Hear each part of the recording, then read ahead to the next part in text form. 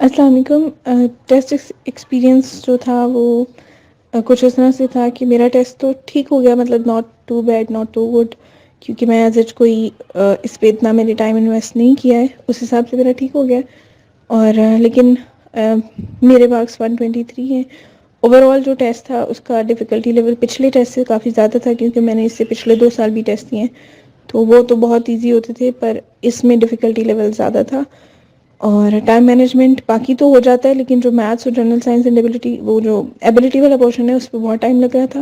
Solve کرنے والی چیزیں تھیں اور کمپلیکیٹڈ تھی، اور کوشچنس مجھے یاد نہیں ہے، مطلب کچھ بھی یاد نہیں ہے کوشچنس. مطلب اس طرح نہیں ہے کہ میں ایگزیکٹلی بتا سکوں کہ کون سے کوشچنس تھے. اور پورشن اس میں اسلامیات، Pakistan affairs, current affairs, general science and ability, Urdu کا بہت عجیب پورشن تھا اس بار، کہ اس میں انہوں نے ایک پیراگراف دیا ہوا تھا، پھر اس میں انگلش اور اردو کے کوشچنس تھے، مطلب تھوڑا عجیب سا تھا اردو کا. اور اردو کا پورشن ہر بار مطلب ہر پیپر میں ہی تھوڑا ڈیفیکلٹ اور عجیب سا ہوتا ہے، کہ گرامر سے ہٹ کے بھی بہت ساری چیزیں ہوتی ہیں اس میں.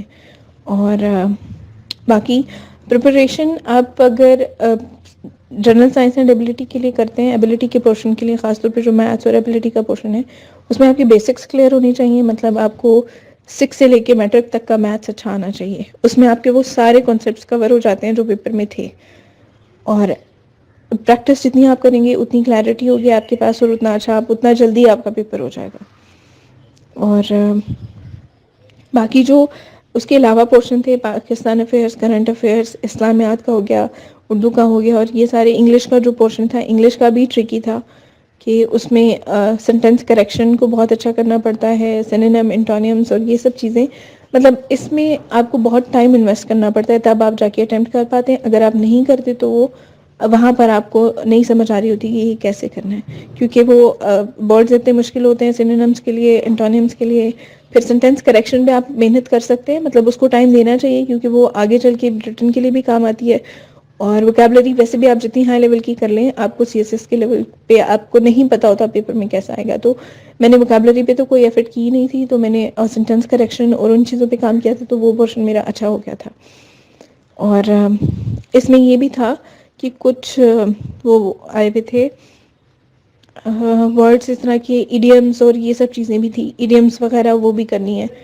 اور ہر پورشن کی الگ تیاری ایسے ہی ہے کہ آپ اسلامیات کے MCQs اور یہ سب چیزیں، پاکستان افیئرس کے ہسٹری سے ریلیٹڈ آئے تھے کافی. کرنٹ افیئرس کے تو آپ کو ساتھ ساتھ کرنے پڑتے ہیں کہ کرنٹ ڈیولپمنٹس کیا ہو رہی ہیں. اور ایبلٹی کا پورشن میتھ سے ریلیٹڈ ہوتا ہے تو وہ سالو کرنے والا ہے. اور جنرل سائنس کے پورشن کے لیے آپ کو مطلب بہت سارے سیمپل مل جاتے ہیں، لائک آن لائن آپ کر لیں گے. آپ جو سی ایس ایس کے لیے پریپیئر کر رہے ہیں نا، تو اس کو ان چیزوں کے لیے الگ سے پریپیئر کرنے کی، اس کو ان چیزوں کو مطلب الگ الگ کرنے کی ضرورت نہیں ہے. اگر آپ نے MPT دینا ہے تو اس سے پہلے آپ جنرل سائنس کا جو اپنا ریٹن کا سلیبس ہے وہ کور کر لیں، تو آپ کا یہ پورشن آرام سے ہو جائے گا. انگلش کے لیے بھی اسی طرح ہے، اگر آپ ریٹن کی تیاری کر رہے ہیں تو انگلش گرامر ظاہر آپ کر رہے ہوں گے تو وہ ساتھ ساتھ پریکٹس ہوتی رہتی ہے. Same is the case with current affair and Pakistan affairs. Current affairs آپ ڈیلی نیوز پیپر پڑھتے ہیں تو اس میں ہو جاتا ہے.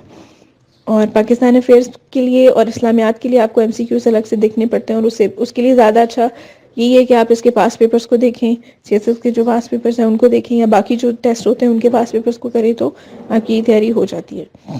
اور باقی بس یہی ہے کہ محنت کریں. اس میں MPT کا کوئی یہ نہیں ہوتا کہ آپ نے کتنے مارکس لیے ہیں، بس آپ کو یہ کلیئر کرنا ہوتا ہے کہ آپ ریٹن میں اپیئر ہو جائیں 66 marks out of 200. That is the target. اگر آپ وہاں پر ہیں تو بس ٹھیک ہے. اس سے زیادہ اگر آپ کے مارکس ہیں تو وہ آپ کی ریٹن کے لیے کسی بھی پرفارمنس پہ کوئی افیکٹ نہیں کرنے والا ہے، وہ آپ کو الگ سے اس کی محنت کرنی ہے. تو بس اتنا ہے کہ اس کو بہت زیادہ سر پہ سوار نہیں کرنا، لیکن بہت زیادہ لائٹ بھی نہیں لینا، کیونکہ اب اس کا ڈیفیکلٹی لیول بڑھتا جا رہا ہے. And best of luck to all of you. Thank you.